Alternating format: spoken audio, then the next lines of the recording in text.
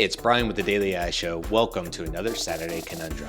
So if this is your first time here, just know that it's a little bit of a departure from our normal show where Monday through Friday you're hearing myself and as well as all the other co-hosts of the Daily AI Show talk live at 10 a.m. Eastern about all sorts of AI topics. But on Saturday, we like to mix things up. We like to get a little meta, and we don't mean the company, we just mean AI kind of talking about AI. And so here's the process.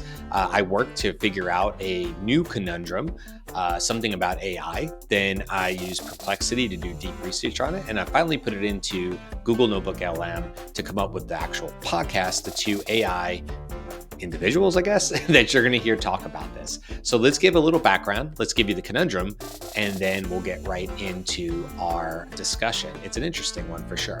So here's the thing, right? We already intervene. We screen embryos. We correct mutations. We remove risks that used to define someone's fate. No one says that a child is less human. In fact, we celebrate it, saving a life before it suffers. So what's the line? Is it when we shift from preventing harm to increasing potential? From fixing broken code to writing better code? And if AI is the system showing us how to make those changes faster, cheaper, more precisely, does that make it the author of our evolution or just the pen in our hand? So here's the actual conundrum. We already use science to help humans suffer less. So if AI shows us how to go farther, to make humans stronger, smarter, more adaptable, do we follow its lead without hesitation?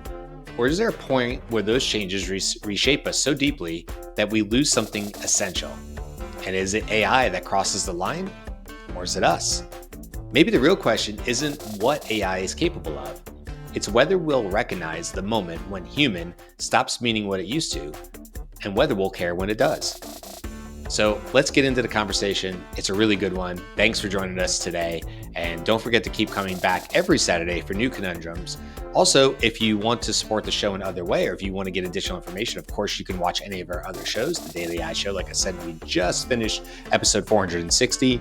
And we also have a newsletter that'll go out every Sunday. So if you'd like to get on with the newsletter or join our community, the newsletter would be going to thedailyishow.com, and you can sign up for the free newsletter. If you want to join our community, then you can always go to thedailyishowcommunity.com, and you'll have a direct link to join our Slack community. All of it's free. Would love to have you. Okay, let's get into it. Welcome to the deep dive. This is where we take a whole load of information, articles, research papers, our notes, and really try to pull out the key insights for you. That's right. And today, we're diving into something that feels very near future, doesn't it? The intersection of AI and human gene editing. It's a fascinating space, definitely. You have artificial intelligence potentially guiding how we can change the very code of life. Yeah. And the core issue we're really digging into today is, okay, we seem broadly okay with using gene editing to stop really awful diseases, right? Yeah. But what about when AI makes it possible to go further? To, let's say, enhance human traits? Exactly. Fixing something broken like a gene-causing disease feels one way, but using AI to, build someone potentially stronger, smarter, that's where it gets murky fast. So we've got some great source material here, some expert texts, and this really interesting research report, The Human Evolution Crossroads, AI, Gene Editing, and the Future of Humanity. Yeah, that report is quite something. So our aim for this deep dive is basically to unpack the arguments, both for and against, using AI to push past just therapeutic gene editing towards, human enhancement, looking at the upsides and the potential downsides. Risks, yeah. And the big question we want you, the listener, to keep in mind is this. As AI gets better and better at guiding how we could change our own genome, are we just improving a tool we already have? Or are we doing something much bigger, fundamentally changing our evolutionary path, maybe even changing what being human actually means? Right. Okay, so let's get into it. Where are we right now with gene editing? What's the current landscape? Well, it's important to remember, like our sources point out, this isn't totally new ground. We already do human gene editing in certain ways. Like screening embryos. Exactly. Pre-implantation, genetic diagnosis, that kind of thing. Screening for known inherited conditions. Yeah. Or working on correcting specific mutations that cause diseases. And generally, people seem okay with that because it's about stopping suffering, improving quality of life. Yeah, largely. The report calls this phenotypic prevention. Basically, you're fixing the genetic variant before it can cause the disease to show up. Okay. And the tech itself, like CRISPR-Cas9, has become much, much more precise. It lets scientists make really targeted changes. And that 2025 Nature study you mentioned earlier. Right, yeah. That highlighted how polygenic editing, so editing multiple genes at once, could potentially reduce the risk for complex conditions, things like Alzheimer's, schizophrenia, type 2 diabetes. Wow. Okay. That still feels very much in the therapy box, though. Preventing disease. It does. It really does. So let's talk about the shift, the argument for going beyond that towards enhancement. What's the thinking there? Well, one key argument is that the boundary between treatment and enhancement, it's not always that clear-cut. Some argue it's a bit, well, artificial. How so? If we're okay with editing genes to stop someone getting sick, why wouldn't we be okay with editing them to make someone, say, more resilient? Or maybe boost their cognitive abilities? I remember one of the texts used an analogy comparing enhancement to vaccines, calling them human immune system upgrades. That stuck with me. A powerful analogy, yeah. It suggests we're already kind of comfortable with interventions that do more than just fix problems. They actively improve function. And then there's a more philosophical angle. Some argue, look, human nature has good bits and bad bits. If we could use this tech to maybe dial down some of the bad predispositions to negative traits, maybe without harming the good, shouldn't we consider it? So the potential upsides could be pretty significant. Longer lives, sharper minds, maybe better resilience to stress or future pandemics. Potentially, yes. Those are the kinds of benefits proponents talk about. And some even go so far as to suggest there might be a kind of moral imperative, a duty to use these tools for the good of future generations. If we can make life better, maybe we should. That's the argument. And this is really where AI comes in so powerfully. Right, because it's not just one gene, one disease anymore, is it? It's about understanding these incredibly complex interactions between many genes. Exactly. AI can crunch these massive genetic data sets, identify subtle patterns, figure out which combinations of edits might lead to, say, enhanced intelligence or longer lifespan, things humans alone would struggle to figure out. So AI could make enhancement much more targeted, maybe safer? Potentially more precise and effective, yeah. It could accelerate the whole process. And the argument frames this as just, well, the next step. Humans have always used technology to shape their environment and themselves. Fire, agriculture, medicine. Maybe AI-guided gene editing is just the latest chapter. Okay, that lays out the pro case quite compellingly. But the sources we looked at definitely wave some pretty big red flags, too. What are the main worries? The concerns really cluster around a few areas. One is the impact on, well, on us, on what it means to be human, dignity, authenticity, identity. How so? If our genes are being deliberately modified, especially with AI helping to decide how, does that change who we fundamentally are? Does it mess with our sense of self? There was that interesting point about self-discovery versus self-creation. If AI is part of our design, are we discovering ourselves or just being built to spec? That's a deep question, isn't it? Do we lose something vital, something essentially human, if we start messing with the genetic basis of our traits? Are we still us? And then there's the social fallout. The report mentioned the risk of creating two classes of humans. That sounds pretty dystopian. Which is a huge concern, the enhanced versus the non-enhanced. Would this just massively amplify existing inequalities? Yeah, I mean, would access to this stuff be fair, or would it just be for the rich, creating an even bigger gap? That seems like a really crucial point. Individual upgrades versus societal fractures. Absolutely critical. And you also have worries about military uses. Imagine geopolitical tensions escalating because one nation has enhanced soldiers and another doesn't. Oof.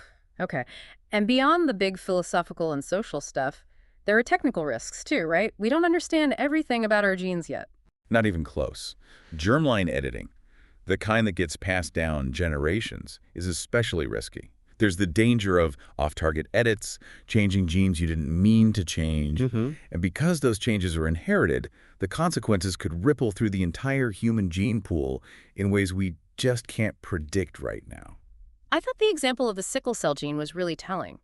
How it causes anemia but also protects against malaria. It shows how complex these interactions are. Exactly. You try to fix or enhance one thing, you might inadvertently break something else really important. We're still mapping out that complexity. And we have to mention the history here, don't we? The whole shadow of eugenics. We do. The 2025 Nature study explicitly warns about a renewed threat of eugenics. Given the history of coercive discriminatory practices done in the name of improving the human race, We have to be incredibly careful not to repeat those horrors with new tools. Okay, so it's complex. And you mentioned earlier the line between therapy and enhancement is blurry. But then the sources talk about different kinds of prevention, which seems to blur it even more. That's right. It's helpful to think of it as a spectrum. We talked about phenotypic prevention fixing problems before they appear. Right. Then there's genotypic prevention stopping harmful genes being passed on, maybe through embryo selection or editing sperm eggs. Okay. But then you get to this middle ground called preventative strengthening. And this is where it gets really tricky. Preventive strengthening. What does that mean exactly? It means enhancing certain traits beyond the normal range, specifically to make someone more resistant to disease later on. So, like, boosting someone's bone density way up, even if they have no genetic risk for osteoporosis, just as a preventative measure. Exactly like that. Or increasing muscle mass to prevent frailty in old age. And you can see how that starts to look a lot like enhancement for non-medical reasons, can't you? Yeah, definitely. If you use the same tech just to be stronger, not to prevent a future illness, Yeah. where's the meaningful line? Precisely. It raises all the same ethical issues.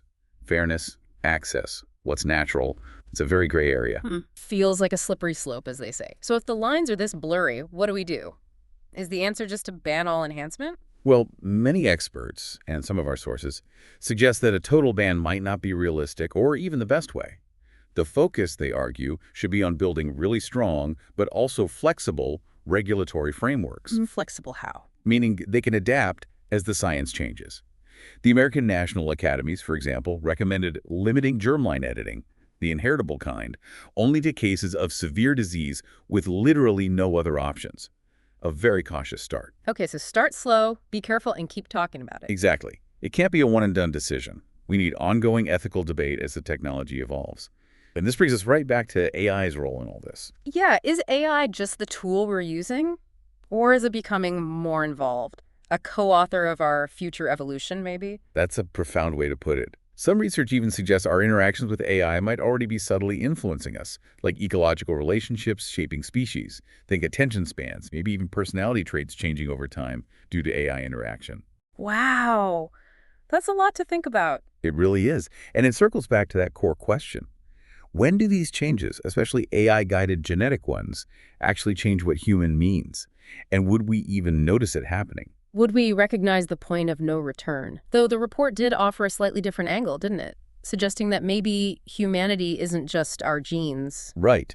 It pointed towards our capacity for moral reasoning, our social bonds, our culture, suggesting that maybe even if our biology changes, our ability to think ethically, to connect, might endure. So our humanness might be more resilient than just our DNA sequence. That's one hopeful perspective, yes. Yeah. It suggests altering our nature doesn't automatically mean losing our moral compass. Okay, so wrapping this up, we've definitely explored this deep tension, haven't we? Between wanting to improve the human condition, making lives better. And the serious worries about unintended consequences, fairness, and what happens to our very identity when we start editing our blueprint, especially with AI involved. Yeah, it's clear there are absolutely no easy answers here. Not at all. It's a constant balancing act, really. And it seems the big takeaways are, like you said, the need for constant, open, inclusive conversation. We need ethical rules that can actually keep up with the science. We'd have to keep issues of justice and access right at the forefront. It can't just be about what's technically possible. Absolutely. So maybe the final thought to leave you with is this. As these powerful technologies race ahead, the critical question isn't just if we'll notice when human means something different, But whether we as a society will have consciously, thoughtfully decided what we want it to mean in the future. something to chew on. Thanks for taking this deep dive with us.